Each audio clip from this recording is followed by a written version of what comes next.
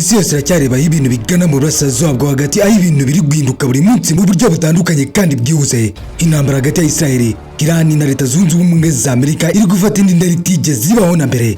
Ibitero bya Misiri, kwibasira ibikorwa remezo bikomeye ndetse n'ingaruka zigera ku bukungu bw'isi yose muri rusange, byose bikaba biri kwerekana ko itari intambara isanzwe. Muri iki kiganiro turazezengura impamvu nyayo n'iki ishobora gusiga ku isi yose. Cy'amazina yanjye nk'ibisanzwe ndi Maniragaba Alphonse. Akazi n'inshingano zanjye za buri munsi ni ugukubwira byinshi utamenye, biryoheye amaso n'amatwi y'ubyumva. Atrod 7 Talk, iwabo w'ibyegeranyo, aho ibisobetse urujijo bisobanuka, aho twegura inyandiko tugasobanura ibyisobeka benshi mu kubyisobanurira. Ikaze. Ibintu bitandukanye mu buryo butandukanye. Mu masaha make gusa Misiri zatangiye kugwa mu bice by'ingenzi bya Israel hafi ya Dimona, hafi ya ikigo cy'ingufu za kirimbuzi ziherereye. Uburinzi bwa Israel bwacitse intege ku buryo bugaragara, ubwoba burazamuka, isi yose yatangiye kwibaza ninde uri gutsinda iyi ntambara. Trump ati natsinze intambara kandi mu ibanga turi mu biganiro. Ariko ibi byose ntibyatangiye uyu munsi. Iyi ntambara yatangiye gukomera kuva mu mpera za Gashyantare, ubwo Leta Zunze Ubumwe za Amerika Israel batangizaga ibitero ku gihugu cya Iran. Ibi bikaba bitero byari bigamijwe, byari bisobanutse. Ibigo bya gisirikare, uburyo bwo kwirinda ndetse n'ibikorwa remezo by'ingenzi byagombaga kwibasirwa mu buryo bwuzuye. Ingaruka zabaye nini, abasivile barapfuye, ibintu byinshi birangirika, kandi ubutumwa bwumvikanaga ari umwe gusa, ko Iran yari yatewe imbere.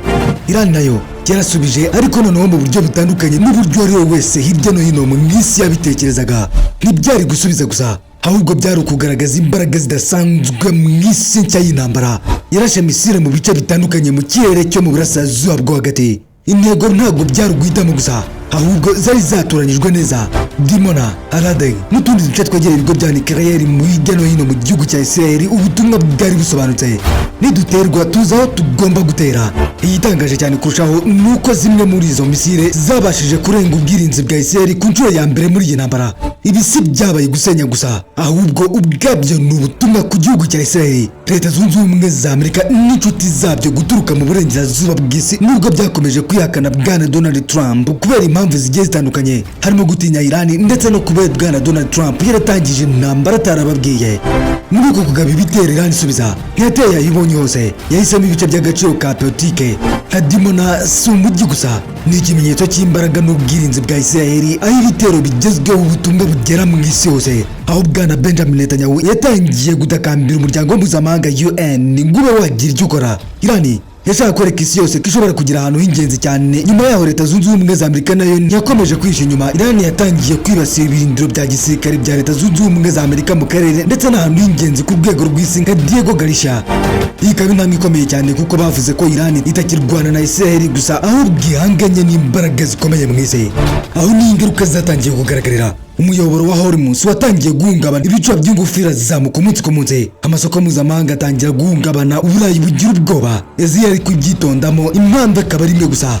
Iyi nzira inyuzwamo ingufu zitandukanye yarahungabanyijwe, isi yose irahungabana. Muri Leta Zunze Ubumwe za Amerika imbere mu gihugu, igitutu cyatangiye kwiyongera, abaturage barigaragambya, hari kunenga ubutegetsi ndetse n'ibibazo byinshi. Benshi bibaza bati ese kuki turi mu ntambara, ninde turwanira? Hari nako batangira kuvuga ku kugabanya uruhare rwabo. Ibi ni ingenzi cyane kuko bigaragaza ko igitutu kitari gusa hanze, ahubwo kiri imbere mu gihugu cya Leta Zunze Ubumwe za Amerika. Muri Israel ho ibintu birimo kuba mu buryo bugaragara cyane. Ubuduha bw'impuruza, kutamenya neza ejo hazaza, kandi ku nshuro ya mbere kumva idafite umutekano byatangiye kugaragara. Ubwirinzi bwabo bwacitsemo icyuho kigaragara. Ahantu h'ingenzi mu gihugu cya Israel haribasiriwe. Ibi si ibitero gusa, ni impinduka mu mitekerereze, mu mikorere icyarimwe n'imbere ku mirongo y'urugamba. Ikibazo gikomeye kugeza ubu ni iki? Ese ibintu byarahindutse burundu? Igisubizo nuko bitarageraho, ariko Leta Zunze Ubumwe za Amerika ntiratangaza ko ivuye muri iyi ntambara, ahubwo yatangiye kohereza umubare munini w'ingabo ngo zijya kurwanira ku butaka. Mu gihe igihugu cya Iran cyatangaje ko cyiteguye kandi neza cyane mu kuba cyahangana n'abasirikare ku rugamba imbere ku butaka. Israel iracyafite ubushobozi bwo kwirwanaho, ariko igitutu kiriyongera umunsi ku munsi. Ibyago birakura, ubushobozi bwo kugenzura ibintu birageragezwa buri munsi, ari nako bucibwa intege umunsi ku munsi. Ibyo tubona uyu munsi si iherezo, ni intangiriro y'icyiciro gishya, aho Iran idakomeje kwihangana gusa, aho isi itakiri igihangange kidahangarwa nk'uko byari bisanzwe, aho Leta Zunze Ubumwe za Amerika itangiye kongera gupimirwa ku jisho, ndetse icyarimwe imbaraga zayo isi yumvaga igatinya, ari nako zitangiye gukorwa mu jisho. Icyarimwe ari nako isi iri guhindura ibitekerezo. Dushobora kuvuga ku rugamba n'imbaraga, ariko hari ikintu cy'ingenzi cyane gikunze kwibagirana. abantu. Mu gisasu cyose giturika hari urugo, ibikorwa remezo runaka, imodoka cyangwa ibindi bigiye bitandukanye bisanwa umunsi ku munsi. Mu mpuruza yose ivuze hari umwana uba ufite ubwoba. Mu cyemezo cya politiki cyose gifatwa hari ubuzima bw'umuntu buba buri mu kaga. Ikibazo nyamukuru si ukumenya ukomeye kurusha undi, ahubwo ni iki? Bizakomeza gutya kugeza ryari? None izi zakomeza kuva mu ntambara imwe ijya mu yindi, cyangwa hazaba igihe impande zose zizahagarara zigatekereza bundi bushya? Nubwo tutari ku rugamba, dufite uruhare gusobanukirwa, guteta twemera ibyo tubwiwe byose no kureba ibintu mu mpande zitandukanye, kuko muri iki gihe amakuru kandi yizewe aricyo cy'ingenzi. Mu gusoza iki kiganiro hagamijwe gutanga amakuru n'isesengura hashingiwe ku makuru ava mu bitangazamakuru mpuzamahanga bitandukanye n'ibitekerezo bitandukanye. Ntitugamije gushyigikira urugomo, gukwirakwiza urwango cyangwa kubangamira uruhande rumwe mu buryo bukabije. Iyi ntambara iracyari mu ntangiriro z'icyiciro gishya gishobora guhindura byinshi mu rwego rw'isi. Nubwo impande zose zikomeje kwerekana imbaraga mu buryo budasanzwe, igihari kurusha ikindi wamenya ni ingaruka ku buzima bw'abantu n'umutekano w'isi muri rusange. Ikibazo si ukumenya uzatsinda gusa, ahubwo ni igihe intambara izarangirira n'ikizasiga inyuma. Nk'abakurikirana amakuru dufite inshingano zo gusobanukirwa, gushishoza no gukomeza gushaka ukuri, kuko mu isi y'uyu munsi amakuru ari ingenzi kandi akaba y'agaciro, rimwe na rimwe bakayifashisha mu buryo bwo kurwanya urugamba. Ese wowe ubona gute iyi ntambara? Ubwo twe ni nuko dusoje. Cy'amazina yanjye nk'ibisanzwe ndi Maniragaba Alphonse. Akazi n'inshingano zanjye za buri munsi ni ugukubwira byinshi utamenye, biryoheye amaso n'amatwi y'ubyumva. Turi OD7 Talk, iwabo w'ibyegeranyo aho ibisobetse urujijo bisobanuka, aho twegura inyandiko tugasobanura ibyisobeka benshi mu kubyisobanurira. Naho mu biganiro byacu bitaha, ciao.